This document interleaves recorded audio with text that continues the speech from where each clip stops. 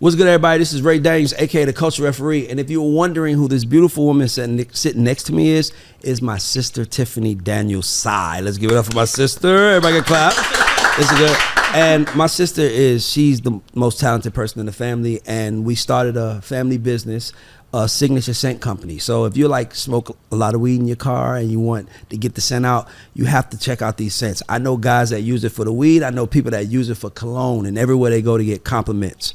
We make candles. We make room sprays. We got them in kits. So if you want to buy something for your loved one or anybody that you care about, hit us up, LorraineCo.com. And we're gonna put the website at the bottom of it. But support this black business, support this black woman, and order. I promise you guys. As a matter of fact, use the word gods, and we'll give you 15% off. I just made that up, so if my sister's face looks crazy, don't get mad at her.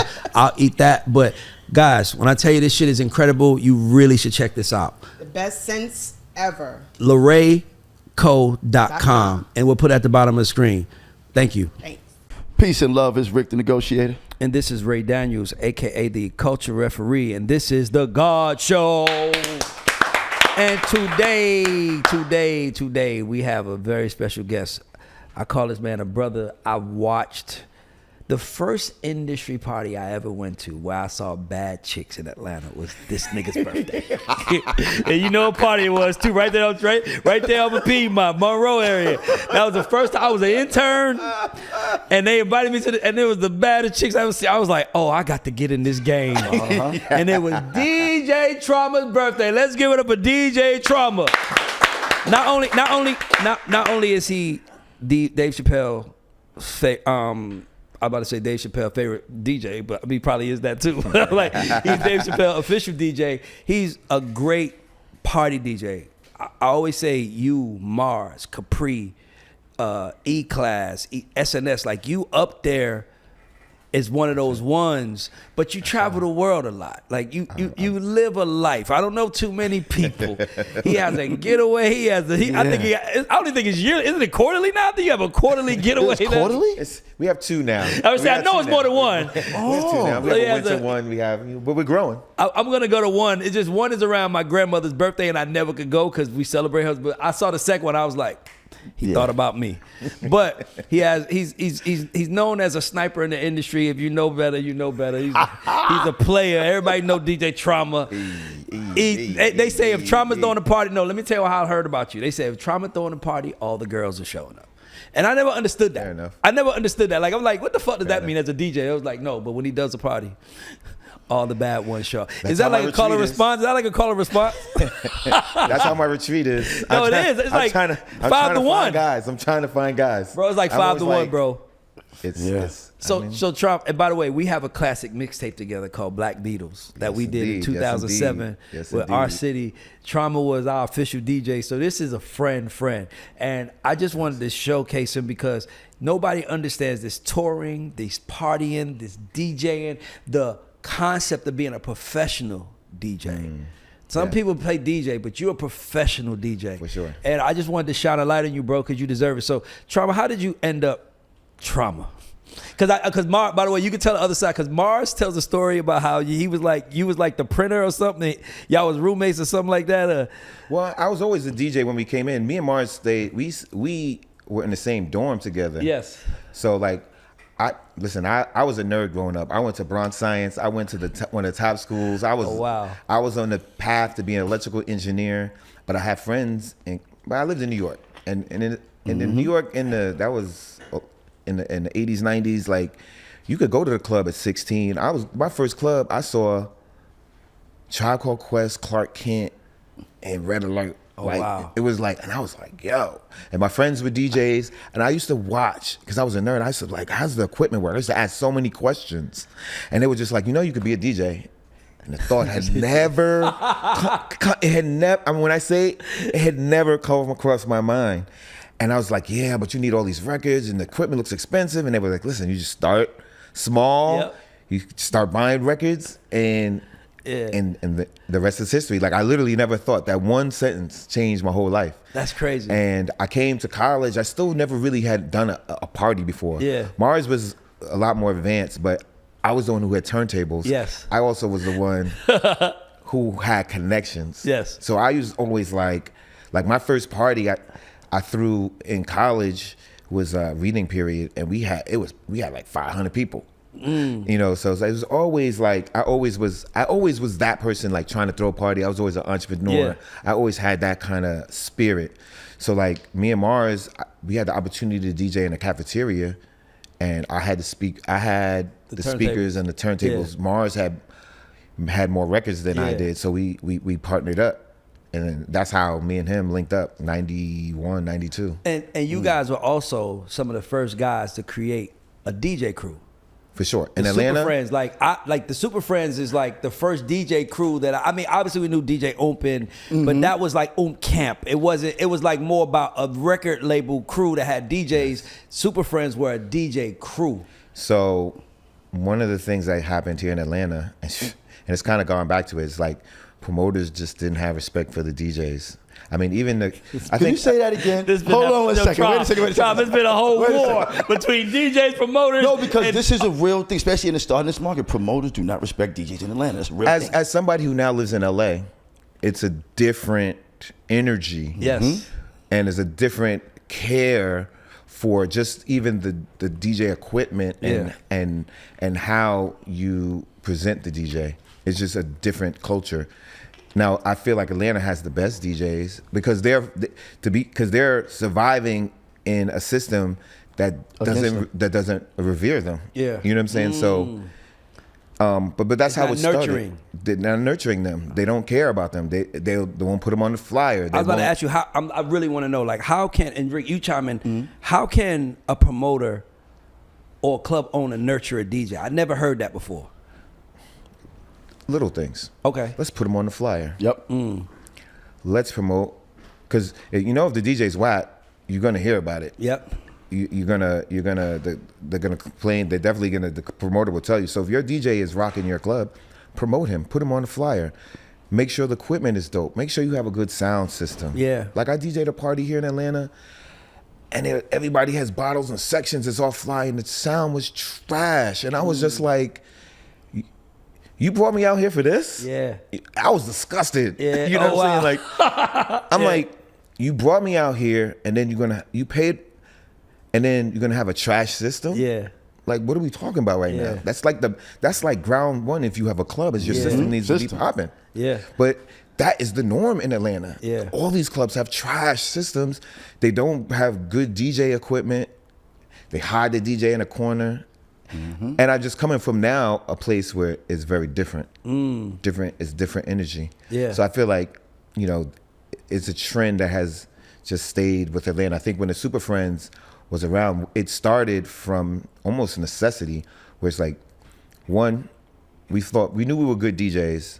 There was a few things. We wanted to be nationally known. Yep. We wanted more pay. Yep. And it would be to the point where, like, Outkast's first album release party, they're bringing a DJ from New York. That was the thought, like, oh, we have to bring a big DJ. We have to bring a DJ from New York.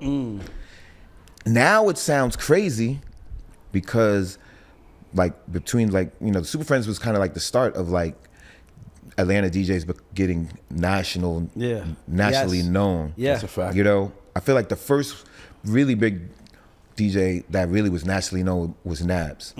But like the Super Friends made it so like, oh, and as the music changed, oh, they're the ambassadors of culture for DJs. Yes. Like they are, like we need to hit them to know what the new records are. Yeah. Like it changed. And I think, you know, Super Friends came at a point where music was changing and Atlanta was becoming like that hub of music. And so we wanted that same respect that artists were getting. Yeah. You know, or New York DJs were getting compared to Y'all New York was doing photo music. shoots. Y'all had logos. So, It was big. I mean, we basically took kind of like the blueprint of Funkmaster Flex and Enough to put Big Dog Pitbulls and what's the Enough Heavy Hitters. and Heavy Hitters. We kind of took I forgot. we kind of took their blueprint, took the hottest DJs in the club, and then a lot of us were also the hottest DJs on the radio, and we just became friends and pooled our resources and decided to make ourselves look big. You know, like when All-Star Weekend was here, we decided we're gonna blast off. We got all the same jackets. Yeah. We had the car with the rap. You know, it took a little bit of creativity, a little bit of pooled money to make us all look big. Yes. And so that was kind of like the beginning. We were the first. Yeah. I mean, and at the time, like Drama and Sense and them, they were came part, after that. They were part were of the super friends. yes. They were super friends. Yep. Then it turned to Legion of Doom after that. Huh? It turned to Legion of Doom after that. No, I thought they turned to the affiliates. Affiliates. Yep. So then, the thing about our crew, we were mostly people from other places. Yes. Mostly, you know. So, you know, we were doing the downtown clubs or we were on the radio, but a lot of us weren't from Atlanta. So that's why then you had the Legion of Doom, which were DJs that were from here and did like a lot of the clubs that were in the, you know, in the hood and stuff like that. Where a lot of the music was broken, but at the time, I mean, we were just the first people. We were the first branded in the city. and especially we from a understood city branding and what people DJs realized. They were like, if we band together, we have power. But you know what? Another thing I'm gonna give you guys, being an Atlantan, you know, if you're from Atlanta, you really hang out on the outer skirts of town. Like you hang out whatever part of 285 or whatever the circle you are. So coming, you know, the city was kind of for like out of towners or people that was really getting money in their respective part of towns. It was a big deal that we partying in the city rather than on that. For sure. The affiliates, the Super Friends were kind of like, to me, like the first like city that said Atlanta is here. The party in Atlanta matters. Yes. Like kind of like a little bit right before AG, right? Because AG kind of took it, but you guys were like, when you saw the Super Friends, that shit meant you were going to get a fly ass party in the city with fly, you know what I mean? Like it was branded already. So Absolutely. No, I think that individually we were all dope. I mean, you see this in the cartoons. Yes. Individually, the superhero is dope, but when they come together, it's incredible. It's incredible. And that's what happened. And then at the time, you had Mix Show Power Summit. Yep. Or you had all these different things. So we come down to Mix Show's Power Summit. T-shirts. Jerseys. We giving away T-shirts, everything. We have our jerseys on. And then I was like, oh, we look like a big deal. Yeah. You know what I mean? Even before we were a big deal, we looked like a big And deal. y'all felt like it too. We You felt walked like in the it. room like, And the Super Friends are here. And you know, like I said, Atlanta was becoming that city where that was important. Like you had to, if you wanted to get your records. I remember one time, somebody disrespected us. Yeah. We took all their records off the radio. The next day, they had to come see us. That's right. Oh, wow. Power to DJ, It was a especially problem. at that time. That was the, It was a We've done that problem. before too at the unit back home. By the We've way, done that. let's stay It's a there. problem. It was a problem. I'll ask you a question. Yeah. I got so many questions for you, but I want to ask you, because it's like so many roads you go down. I want to ask you, you're one of the people who, like when people see me and they're like, Ray, you doing good. I'm like, yeah, but I got friends that are doing really fucking bad. Look, Mike, I got friends that I just saw post videos of Oprah telling him how fire he is. DJ and Beyonce and Jay-Z's gold party where people are hoping to get invited. This nigga's the DJ. Like like from the inside where you are, how does that happen? Like, is it like, I'm with Chappelle now, price going up. Oh man, I just did Oprah, price is up even more. Or is it like I don't even feel like somebody can book you now. Like I almost feel like it's like he gotta want to show up and spin. I feel like, you know what I mean? Like give me a look inside. Like how does that work? It's funny because a lot of it started really organically. Even becoming Dave's DJ was organic, but I was just DJ for a while and still trying to, you know, hustle and get gigs. And it was just like the relationship with Jay and Beyonce's team became one. I knew Beyonce from when they were kids. I used to work for Sony, but it was like, oh, can you do my cousin's? Somebody came to me, was like, oh, her cousin needs a DJ. You should take care of her because that's her cousin. But I met the cousin and she was cool. And I was like, yo, I got you. I'm gonna do this. Yeah. I brought my own equipment. Like it was like, and this is me already past. Yeah. I'm in doing This is you Chappelle's still DJ. knowing I got I'm work already to do. traveling I the love world. that. But I love that. I was just like, yo, and one of my boys, my boy Jaha Johnson, asked me Shout to out do to the Jaha. party. And I was just like, cool. You know, I know Jaha since he was Mars's roommate. So I was just like, cool, I'm gonna do this party. You know, I'm gonna show love. They saw me there, and then it was just like, I just stayed in touch. They wanted me to do something else, but it couldn't happen. But I was just like, I'll still give you the playlist, but just, when you have something big, Yeah, let me know. Just look out for me. Yeah. Then they needed somebody for their baby shower.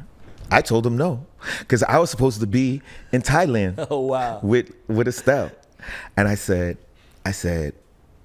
wait, let me look at these flights again. I was at dinner with somebody, my friend April, who's an ill stylist. She was just like, she looked at me, and said, are you crazy? She's like, call them right now and tell them you could do it. You need to figure that out. We'll get a jet if we have to. We got to get there. Yeah, we got to get in the room. And I was like, you think? Because my thing is, if my word is my word. If I say I'm going to be somewhere and I'm going to do something. Matter of fact, after Thailand, I was supposed to go to New School Rules. Yep. And raise. You're the reason why I went to Europe for the first time. I went to Europe with you for the New School Rules. New School Rules. It's a conference in Rotterdam. So I was supposed to do that. And if I say I'm going to do it, I'm going to do it. I don't want to not show up. But my friend was like, you're out of your mind. And I said, am I? I should call them back, right? And she was like, yeah. I was like, what? Immediately. Like The baby shower? I'm in the house. So here's the ill part, though. I flew 25 hours to Thailand. Oh, wow. Got off, went straight to sound check. We drove around Thailand. Me, Estelle, and a few others drove around Thailand just because we had never been there. Went to dinner, did the show, got back on the plane, flew 24 hours, went straight to sound check for the baby shower. Oh, wow. That's... And I DJ'd. I DJ'd. I think like 9 hours. Damn. Like everybody danced, having a good time. it was a vibe because it was like a pool party. Yeah, it's chill. It's family time. But that's like how it was, like little stuff like that. I did a dinner, and I was doing my prototype set, which is all samples, and it was just a small dinner, 30 people. A lot of stuff happens organically. I was saying it was Kelly Rowland's husband, Tim's birthday. What do I play for? Like, this is all gonna be like people who have been in the music industry. I got something for them. Let me just switch it up. I'm gonna play all samples. Yeah. Because I know this sample set kills people. So I was just like, let me do that. It was kind of like, I played Picasso original, and Jay came up to him and was like, is that the original? And I was like, yeah. And he goes, walks away. Yeah. Don't say nothing else. Nipsey Hussle comes. He's like, yo, I'll pay you to make this mix for me. And I'm just like, you don't have to pay me. I have these up online. Yeah. Just give me your number. Yeah. And I'll shoot them to you. So gives me the number. Next day, I see him download them. I send him to see him download them. About a week later, he's like, yo, I want you to do my album, a Grammy album nomination party. And this party was ill. That's part of the story that Dave was telling. That was true. Chappelle told that story last night. Yeah. Snoop, T.I. I invited Dave. Yeah. And it was kind of like a coronation. Like, you saw he's gonna be that next dude. Yeah. And 2 weeks later, I got a call from one of Jay's people. Was like, yo, we want you to do that sample set in the beginning of the Go Party. I'm like, what? That's the party. That's above the Rock Nation brunch now. What? And they're just like, yeah, we just want you to do an hour in the beginning. And I'm just like, oh, this is like, I get me I buy a tuxedo. Yeah. Like, I'm ready. I'm ready. Yes.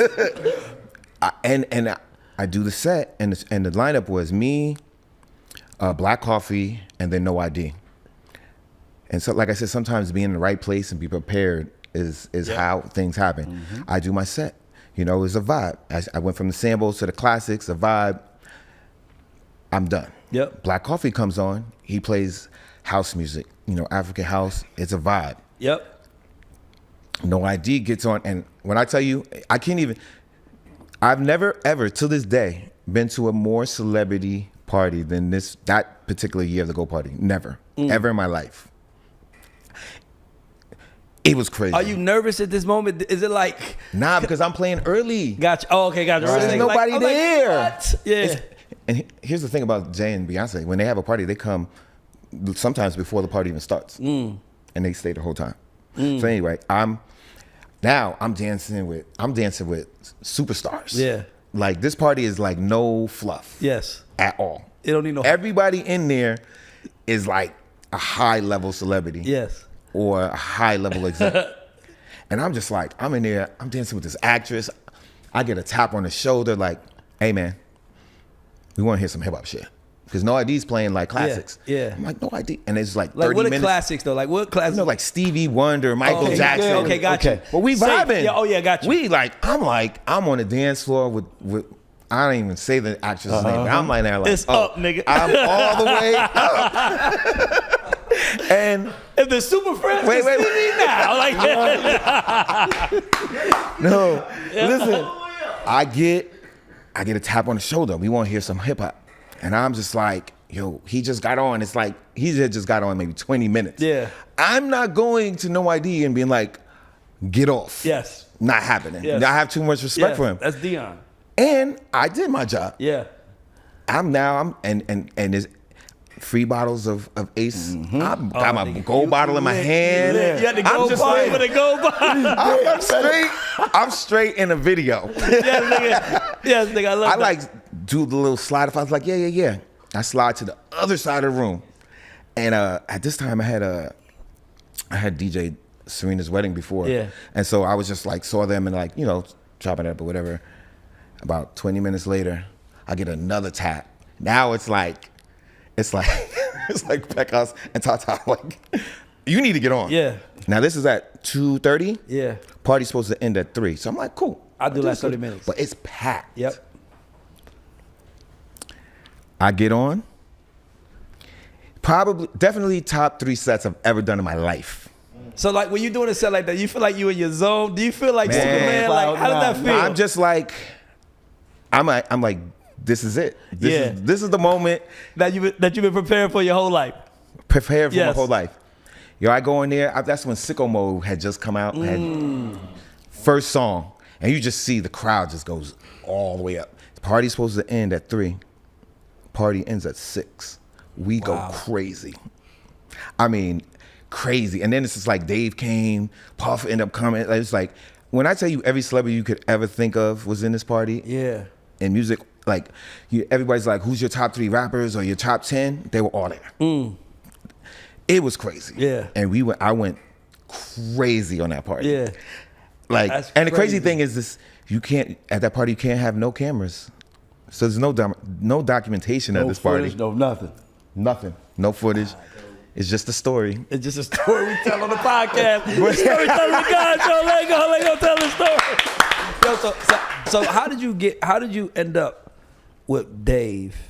And like, do you ever, and I'm really asking you this, it's probably a mic question, but I'm gonna ask you anyway. Do you ever feel resentment from your peers? Because you were literally in the slums in Atlanta with us one day. And then you were on a private jet the next day, and it was like, we see this nigga once a year. And it's like, did you feel? And I never really felt that. I always felt. Because you a likable guy. Everybody likes you. I'm like, if somebody, like, nobody has ever said nothing bad about Trump. I've never felt hate like, oh man, fuck him. But I've definitely felt hate like people going to Dave and be like, yeah, I think you should let me be the DJ. Now that has happened. Oh yeah, of course. A lot. So, but you know, it is what it is. You have the and I would say, we're gonna do it like Rick. You in the DJ world. What DJ do we know that's not an artist? Okay. Not Khaled. So not Khaled, not Clue, not Flex. Go ahead. Not even Clue and Flex. That was that. Not them. No, you include them in this. Okay. What DJ has more iconic pictures on their Instagram than Trump? Like sometimes I ain't gonna like Trump. I ain't like, if y'all don't follow this man, like this man to be on stage at Madison Square Garden with Dave Chappelle, John Mayer, fucking like and just him on. It's like, who the fuck is this guy? It's like, that's the nigga I know right there. Pictures like that. Like bro, D Nice. None of them have the iconic. I would say the only ones I would think would be Cassidy. Yeah, but D Nice maybe, Young Guru, but that's a cheat code because he's with Jay anyway. He's with them. But there's always, to me, there's always look like we got dressed up and we're here today and we got dressed to take pictures. Trauma looks like I'm with my homies. Oh yeah, me and Oprah just chilling right now. Like, this the homie right here. Like, you know I ain't bullshit. Like, what DJ has more iconic pictures on Instagram? Not more. MOS has some, but not enough.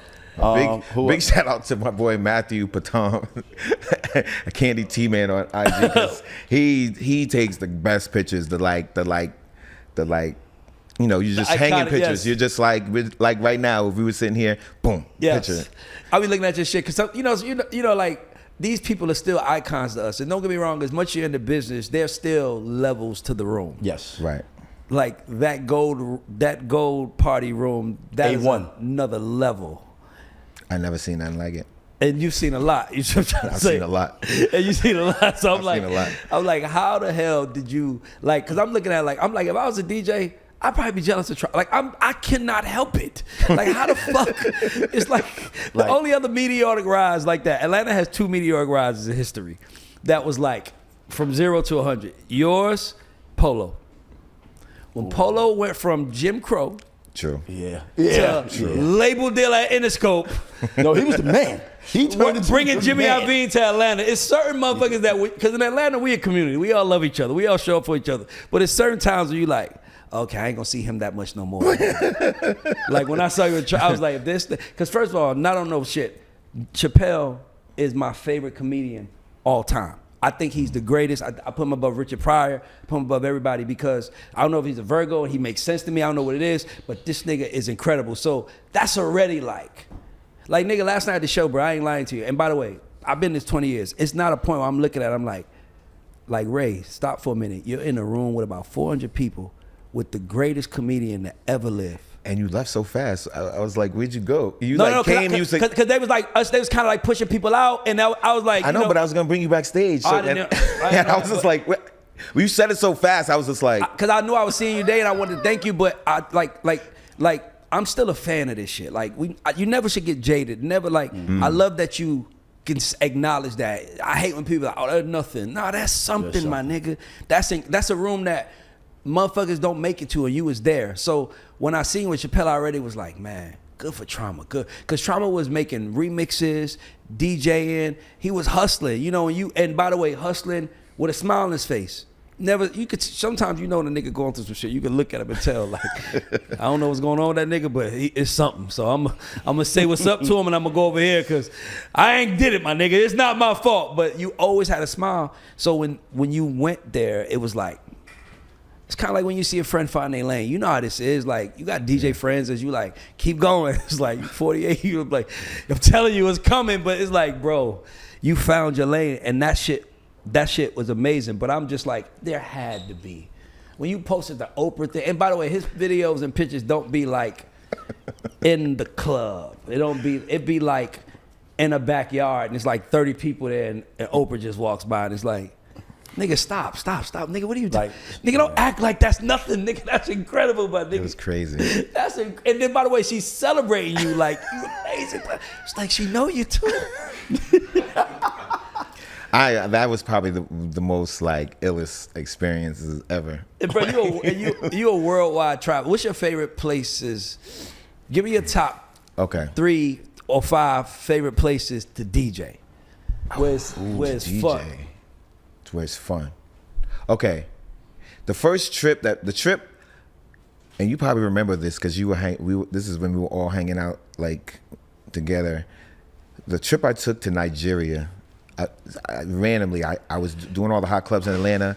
I saw my man at Enterprise. It's like, yo, I heard you doing parties in Africa. I want to go to Africa. And then just randomly, maybe like a month later, hit me like, yo, I have an opportunity. Went to Nigeria, to Lagos for the first time. And this is one of those points of my life where everything like pivoted, because once I went there and I had so much fun. And I DJ'd I was there for like 10 days. I DJ'd like every other night. Nights I wasn't even supposed to DJ because I was having so much fun. Just doing And the music was so crazy. And this is like 2008. This is before this wave has hit. Yeah. And I remember coming back and being like, yo, this African music is crazy. It's crazy. It's crazy. I was like even like WizKid, when like Akon and Simon, I had come back and like, yo, I can't remember who was his A&R. Like, yo, this WizKid kid is crazy. And then Verse ended up doing a remix on his joint. And I was like, this kid is gonna be the next kid. He's crazy. And that was like 2009, 2010. And so like that trip right there, and Lagos in general, like, in terms of having fun and going to the club and kicking it, unmatched. So Lagos. What's good, y'all? This is Ray Daniels, aka the Culture Referee, and I want to ask you: are you ever frustrated with uploading a video to YouTube and you get no views? I know I was when I first started. If you're a music artist and you have your own podcast or you're a content creator, look no further. Wham Promotions has gotten you covered. They specialize in high-end targeted YouTube campaigns that deliver real views, real subscribers, and most importantly, real growth. So if you're struggling with real organic YouTube growth, I'm here to tell you to go on Wham Promotions and use the promo code GODS and receive 20% when you check out. Tell them Ray sent you, you got 20% off. Let's go, guys. I'm looking to see you guys on the charts. Let's go. Give me two more places that you just love. DJ. I love going to Australia and to Melbourne or even Sydney because when they party and they appreciate you. Got you. Ooh. Let me think. After that, oof. There's so many countries. I want to do this then. Let's talk about the slums. Mike, I want to get into the slums, right? Let's talk about the party promoting and the DJs in the clubs. That's the slums to you right now, my nigga. You're like, what are they doing in there? They're still doing that? Let's go to the slums, right? So look, I do. There's been a lot of talk about the clubs losing the momentum, partying, changing sections, DJs not getting paid. There's a whole grand scope that we speak about in our culture, especially we've done on this show where it's like promoters don't respect the DJ, and the promoters are like the DJs don't respect the craft, and there's all these things. And by the way, this is beneath you. This is your past. Okay, we're gonna look back at your past. I want to ask you, what would you suggest, or what would you say? Looking at it from your perspective, like, what do you see club life going? Are you optimistic? Are you like houses? Like, what are you seeing? So what I see, a couple of things. One, club life in general is contracting. Yes. Yep. I mean, and it used to be a slow decline. Pandemic accelerated that. Yep. It's a combination of sections. Yep. Phones. Yep. Phones, good one. And really, what did you go to the club to do? Meet girls or vice versa. You don't have to do that no more. Yeah. You could do that on your phone. You could just swipe. Why would I go spend money when I could just... I never thought about that. Real talk. 100%. So you only really now go out to celebrate something. Oh, it's a birthday. Or experience something. So now the people don't just go to clubs to hang. One, because clubs priced just going to the club to hang. They just priced you out. Yes. You know? And then it started to just not be fun. Because it feels like it's declining and the industry is like kind of facing its like demise in front of us, and people are really mad at it rather than just creating a better experience. Like, because it's not like we don't want to party no more. It's just I'm not paying $700 at the end of the night to feel like that.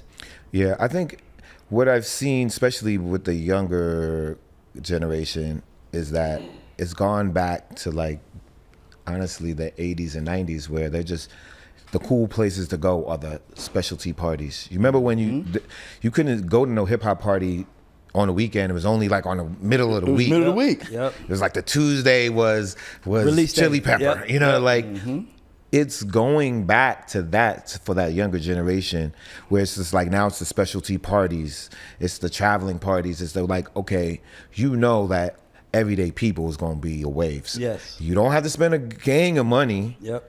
But you're going to go in there and you're going to sweat. You're going to come out naked because you're going to have the time of your life. And I feel like those are the parties, and that's where nightlife is going. It's going to where people are actually going to have a good time, because at the end of the day, I think, you know what also is? The consumer has become smarter. Yes.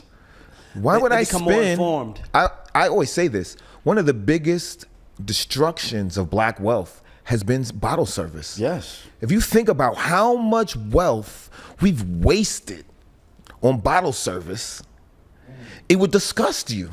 You're talking about hundreds of millions of dollars that is not going to your community, not going to whatever, to your business, that people are just wasting. Yes. And not only that, to add to what you're saying, we know it's a 500% markup, and we still do it. You still do it. And you know, it's because, and when it started to just be like sections are now the whole club, and you don't have a dance floor anymore, and now with the economy, you know, that we got hit with a slow economy, you get hit with the pandemic, and now people are more educated because people like like you got podcasts like Earn Your Leisure being crazy with it because people are now thinking like the next wave of like rights, human rights is going to be economic rights. Before it was like civil rights. The next one is economic rights. Like, because if you have money, it's different. Yes. Life is different. You can do different things. You can influence you can influence people in a different way. Yeah, you can buy friends. And now. I feel like that's the next journey. And you see people like wising up. Like, I'm not spending $1,000. I could put that $1,000 in a mutual fund. Yo, I'm being honest with you.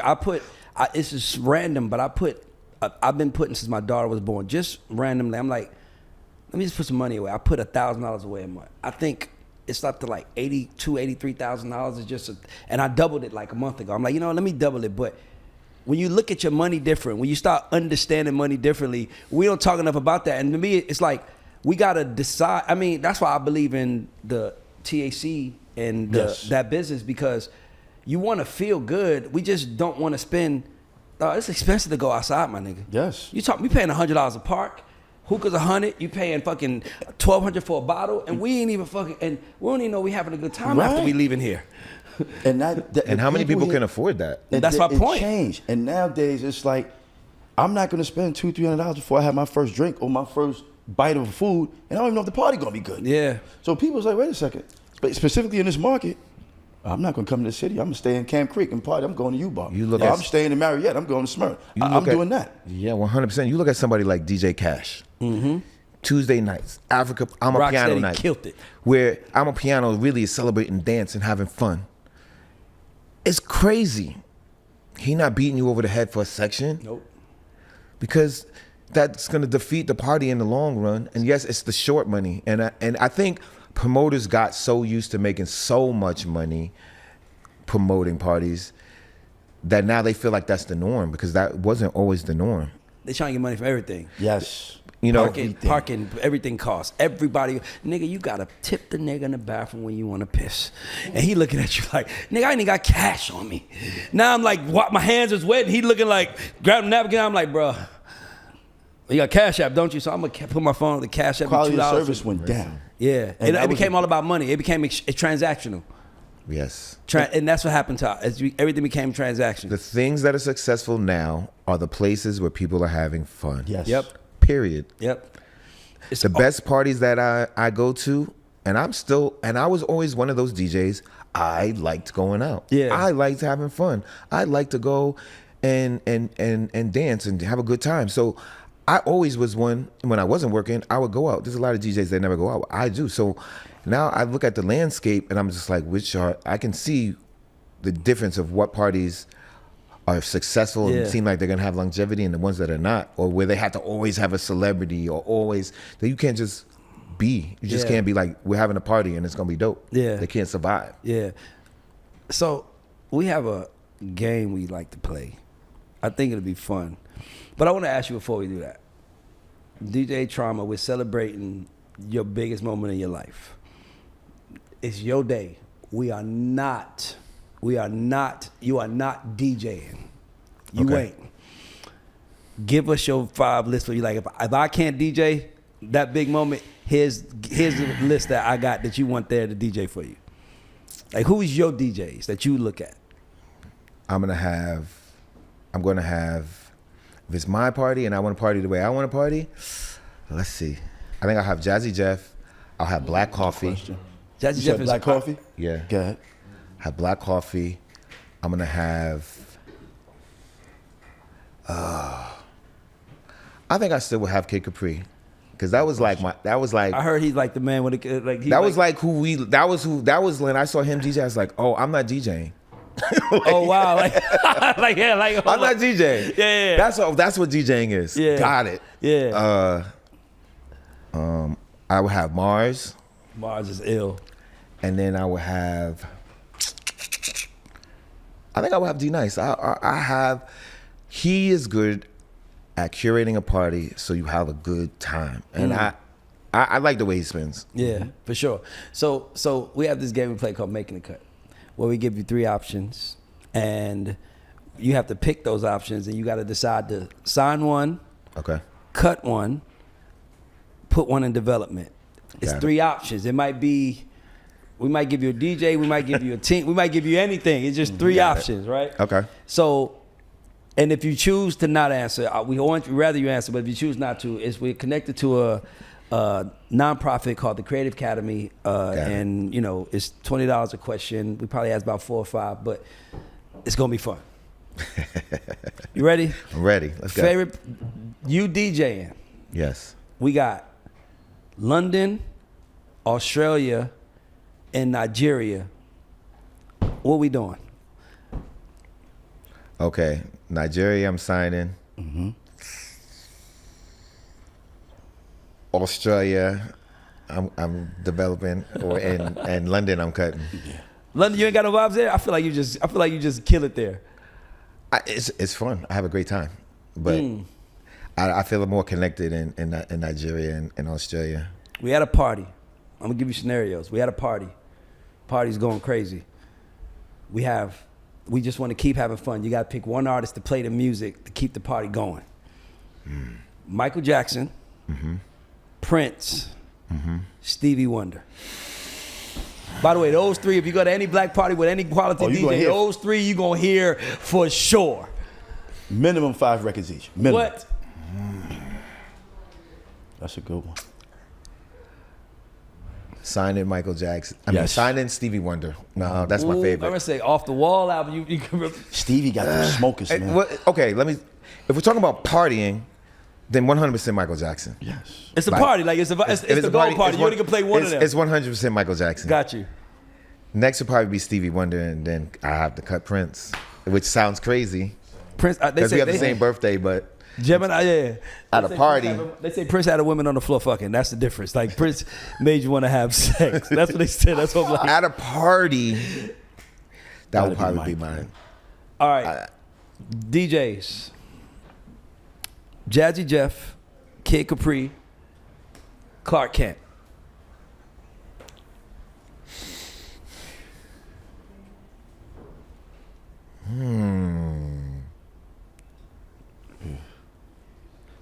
Yeah, I might have to donate on that. $20. I'm about to say, I knew that was coming. That's too hard. I'm sitting here like, who are you? And try when I ask you that question, they all go like this. I'm about to say. Because, here's the thing. It's hard because Clark Kent was like our OG. But he was also the person who mentored me and Mars. Like he would take us under his wing. Him and Biz would take us under their wing and really like show us how do we get out of just being Atlanta DJs. They would give us game.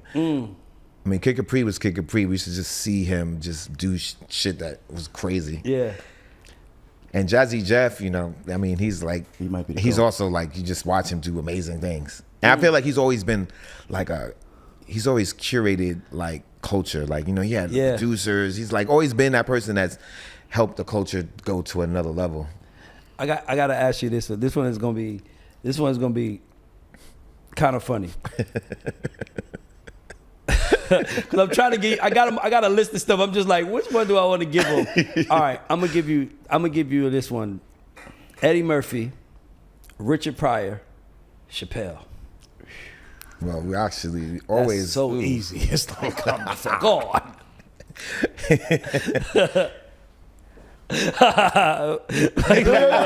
Don't forget who paid you. Let me think about that. It's not.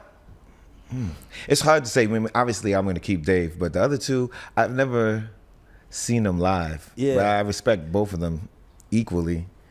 Do you ever get tired of seeing Dave live? Like, is it the same show? I would say that when he gets to the right before he's going to do a special. Yeah. Then now I've seen it probably at least 50, 60, 70 times. I don't need to watch it anymore. Right now, it's the fun part. Like what you saw when he's building. Yes.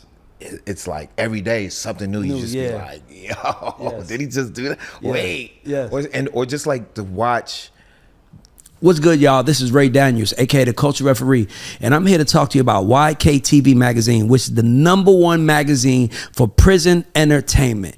These prisoners are sitting in jail. They have nothing to do but read these magazines and read your ads, buy your music, support your business, anything that you can do that's online commerce. They already have published over 140 magazines with 36 major artists that have covered it, and I'm giving you an opportunity to advertise this magazine and get directly to an audience that you know has the time and the money to spend. Info at the bottom, info at the God Show. Holla at us, whether you're an artist, producer, whoever you are. We can help you with your business. Holla at us to get to YKTV.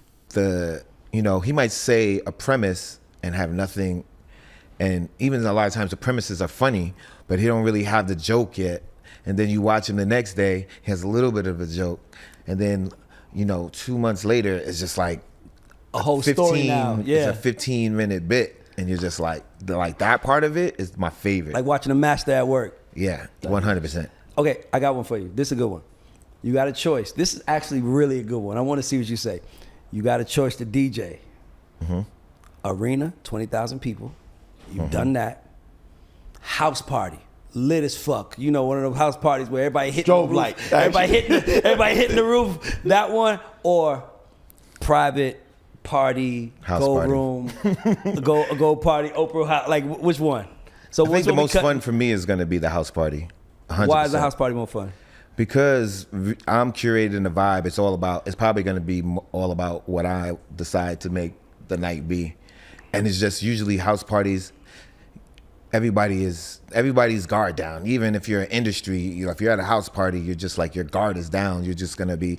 And let's be honest. Most people got in the music industry because they liked music and were fun people. Yes. You know what I mean? Like sure. There's some people who were nerds, but most people in the music industry were fly people. Yeah.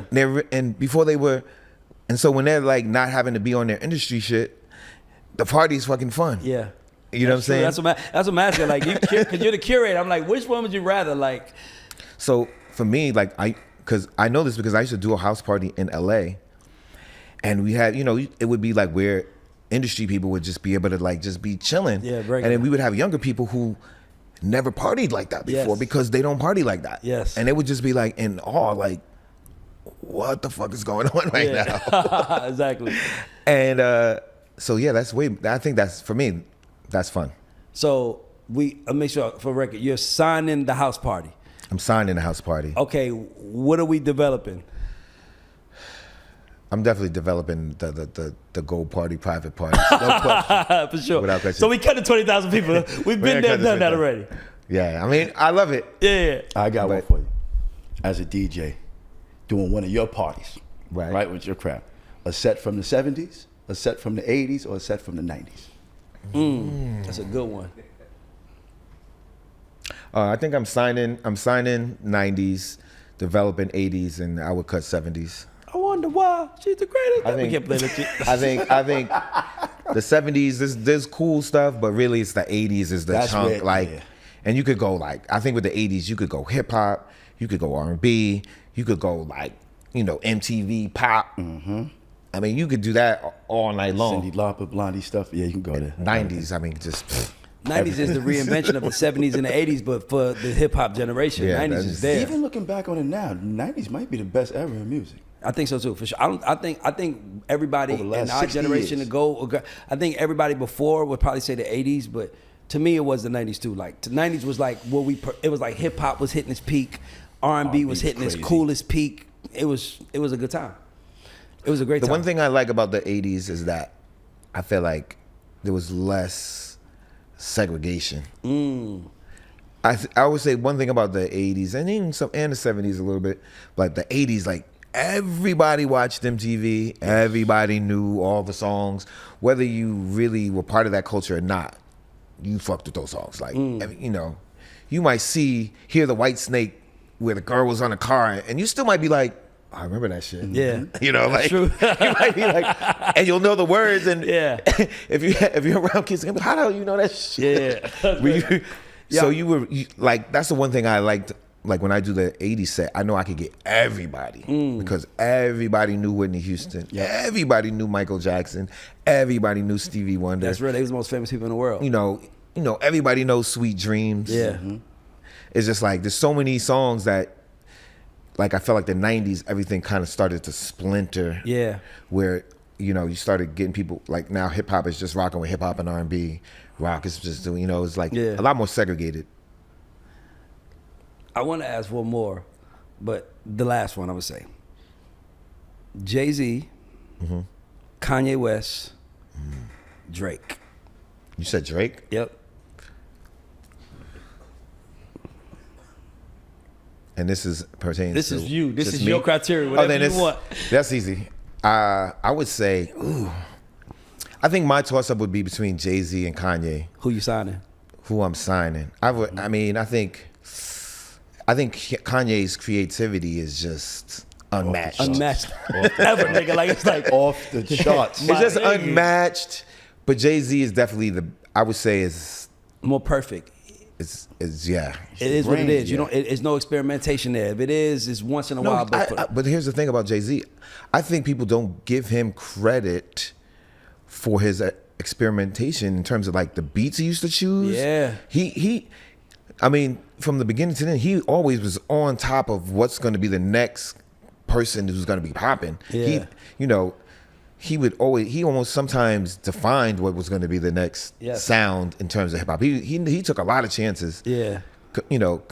Compared, you think he's as far as like he's Premier and had those beats, but then he was one of the first people to really rocked with the Neptunes, and then Kanye, and then that's real. He does have Timbaland. It's like he tapped into. It's like he was the all-star of all of their worlds. Like if you look at the Neptunes and who they had songs with, Jay's can rival whoever. Like look at fucking Timbaland. Jay and Timbaland can rival. Like he's Swiss even. Like everybody he got Swiss, what he got. yeah. It was like he kind of created a masterpiece with them. He always group was of songs. Like all those super producers. He was always one of the first people. Yeah. Giving them, maybe not the first, but one of the first giving them their big break. Yeah. That's real. That's real. So I'd probably cut Drake. I mean, Yeah. only because, and I like Drake. Yeah. I think he has really good songs, but I feel like for me, it's not as relevant. this is some advice I'm gonna ask you. If I'm an artist and I'm coming up and I'm trying to figure out what to do, you travel the world with music. What genre of music, subgenre, has the most room to grow that you've seen where you're like, you might want to add a little bit of that to what you're doing because that's coming? I mean, I feel like it's already here. Like that Afro beats is just starting. You think it's just getting up? It's just getting up. And there's so many different, what people a lot of times don't realize is that Africa is so big. Yeah. And there's different styles of Afro beats in different countries. So now you're starting to see the South African piano be popular, but there's so many different areas that you could probably tap into. But like they got their foot in the door now. They feel like how hip hop felt When in it the first 80s. started, they in like we got the next 40 years now. It's on. They And you think feel it's gonna be that? You think that run gonna last that long? 100%. Wow. You want to know why? Why? Because it's fun. I was about to say it involves love. It's fun. It's rhythmic. It's black. You know what I'm saying? It's just like It's safe. they got all the components where you could go from to like a water, which is like super, poppy, to the Burna Boy, who, is hip hop kind of like with Afro beats, and then they have like a lot of political people talking about different things. So I feel like the range of where you could go with it feels like hip hop. Whereas hip hop, you could do so many different things with hip hop. Are you gonna do you still want to make and produce music? Yeah, when I get some time. I feel like it's the time. I feel like, Mike, if y'all don't find a way to like, I'm for real, like, cause it's like Trump could cheat, right? He has the sample pack. He has all these packs. He can easily just throw one of his in, have somebody come on, and I mean like, shit, ASAP. True. No, I think Yeah, I that's high on my list because honestly, since the pandemic, since June 2020, I have probably had only a few times I've been home more than like 2 weeks. You know what I mean? Like I've been on the road. So it's just like, for me to really find a voice that I want to like present, I gotta be still a little bit. So hopefully I'll get that chance. I'm gonna try. Yeah, I'm saying because you used to send the dopest flips. You used to send me the dopest flips. Like I'm telling, like you know, like you said, a lot of it is timing. A lot of it is like going through the process. Yeah. And I feel like, you know, like as long as it's like it's not taking you away and it's kind of giving you another step in the world you in, I would do that. Like. Yeah, I feel like my passion project right now is my retreat and traveling. I think that has become like more my passion, and really that it's not really about the trips; it's about the community that I'm creating. And I think that like those trips are one thing, but it's the community and the things that we do year long. Like if you come on my retreat, I keep that group chat together all year long. So people I have people coming from all over the world, like, and they'll be like, "Oh, I'm in New York. Who's in New York?" And they're meeting up outside of like what I'm doing. It's a community people. Like people, if like when Algebra now, she came on the retreat, if she does a show here in Atlanta, she's got like 30 people that came on my retreat that are coming to support her now. You know, it's like, or she's in New York, people will just come and support her. So right now, for me, the most important thing is building my community. Yeah. And as it grows, and you know, and it's funny because I have people who are industry people in there, people who are just doctors. There's people who are just post workers, you know, but they're all in the same even, you know, you never really get to connect with people like that. And so that for me is like kind of been more of my passion than the music, but I feel like the music can also add to that. But I don't know, like I'm in this, like, let's go places. Can I get the playlist, Mike? I want to hear them now. Like, I be having vibes at the crib. I'm like, I can't afford Trauma to come to the house, but I can damn sure play the playlist. I need the playlist, man. Well, listen, we have this part of the show we do called Credit Check. Yes, sir. It's important to us to give credit to each other, unsung heroes. We don't want flowers here. We want credit. Who are some people, 2 or 3 people that contributed to Trauma's success that you want to shout out? I would say my parents first, because Let's clap for the parents, man. It's funny because I love that. My parents were educators, and this path that I went was definitely not the path that they had for me. But they gave me the tools. You know, like I think one of the things that people always like, oh, you're humble, it's like certain things don't matter to me in terms of like material. Like I'm never trying to like slight somebody over material. I'm never trying to cheat somebody so I can get a little edge over them. So I feel like those lessons that I learned as a kid helped me to have longevity. One, because even when I either up or down, I'm still the same person. Exactly. It doesn't matter. You know, I've been up now for a lot, but even when I was down, you probably wouldn't even know. Because you still had a smile on your face. And you was always known for that. And so, you know, I feel like they instilled certain things in me that helped me have longevity. I would say Mars for sure, because Mars, I never was going to be a DJ. Love that nigga, bro. I never was going to be a DJ. DJing as a living, I never even thought of it until Mars was paying for his college. Then Mars, you know, went on tour with Usher. And then I was just like, I started this, he from the beginning took it as a career. Yeah. Me, I was just, I was having fun. You was gonna be I was gonna be an electrical engineer. I was having fun. You know, I'm young. I'm 20. I'm not really. Yeah. I'm just kind of floating. He was the first person. He was like, I'm taking this as a career. Yeah. He always was comparing himself to like New York DJs. Yes.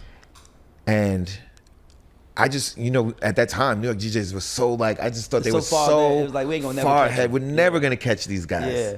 You know what I'm saying? So he was the first person like, oh, I'm as dope as them. Yeah. By the way, he ain't lying. And so he always was like, that's why I became a professional DJ. And then with the Super Friends, that's how we really were able to consolidate our power in Atlanta and make Atlanta DJs relevant. Where now, like, if you tell stories to people who are younger than us about Atlanta DJs used to not be shit, they wouldn't believe you. How? Where? When? They would not believe you. That's real. Fourth. No, you said 2. You got Your parents? Yeah, I mean third. Excuse me. Your third. On the top of my head, I would say Biddy. He was like one of the people who kind of like. He introduced Because us. I had waves of my career where it's like I was successful early. Like at 25, I was on the radio. But then there was a point where I was like, I'm not DJing anymore, or like I'm not feeling it. I'm promoting parties. I was doing other things. And when I got back, really all the other DJs left town. And like the Super Friends, people always ask what happened to Super Friends. I was just like, really, everybody became so successful. It's like they left the city. Yeah, that's real. Everybody went on tour. Everybody got pulled on a tour. Gonna pull you out. Everybody got pulled on tour, and I was like the only person left that a lot of club owners would trust. Yeah. To rock their party. Yeah. So then I just got back into it, and the invention of Serato really made my career take off, because I was always anybody who doesn't know me, I was always a graphic designer. I was always on the computer. Yeah, you make the flyers. And I produced. So once it went to the computer, I was light years ahead of everybody in terms of knowing how to use a computer. Yeah. So like for me, that like 06 to like 09, when people were trying to figure it out, I was like out of here. Yes. I was gone. Yeah. And then I really, since then, I've been kind of like on that just same trajectory. Yeah. So like, but Biddy was the person who, like, when I started like being on that, and I was just like, yo, I want to work with you. He was like, you need to treat yourself like an artist. You need to like look a certain way. Yeah. Like, and I kind of got that in theory, but I just wasn't doing it well. Yeah, and he was.